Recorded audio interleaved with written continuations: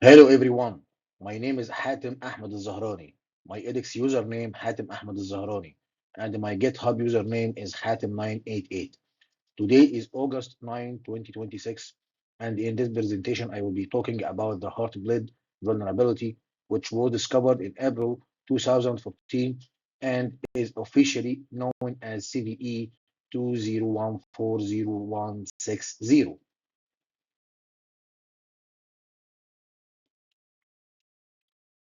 Heartbleed is a serious vulnerability in the OpenSSL library, which is used by about two-thirds of all websites to encrypt their traffic.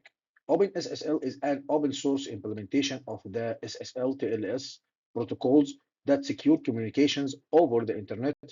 It was it is what makes the little bad look icon appear in your browser's address bar.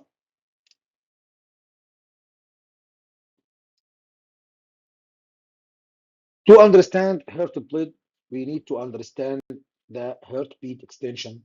The heartbeat extension was introduced in TLS to keep connections alive. A client would send a heartbeat request to the server saying, I'm still here. And the server would respond with the exact same data. This saved resources by allowing connections to stay open without recognition recogniting recognition encryption every time.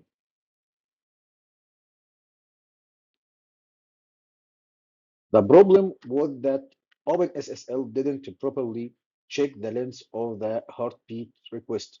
A client could send request saying, I'm sending you 1 byte, please echo back 64 kilobyte.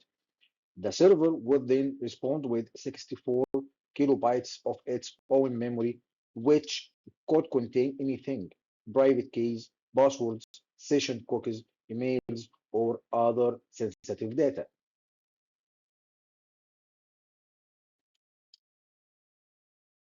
An attacker could repeatedly send these malformed requests, each time getting back up to 64 kilobytes of server memory. With enough requests, they could piece together the server's private encryption keys. This means they could decrypt past and current communications, impersonate the server, intercept data, and steal session cookies to log in a users without knowing their password. The scariest part is that Heartbleed left no trace in servers logs, so victims had no ways of knowing if they had been compressed. This vulnerability relates directly to several topics we covered in 6S50's Introduction to Cybersecurity.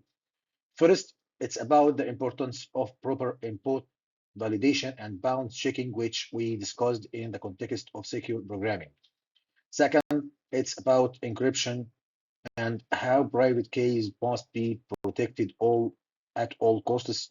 Third, it shows why keeping software updated is critical. And the fix was released the same day the bug was announced. The fix for Heartbleed was simple: update OpenSSL to the patches version, but the lessons go beyond just one patch. Organizations should adopt a defense in depth strategy. First, always keep encryption libraries updated. Second, implement proper bounds checking on all input.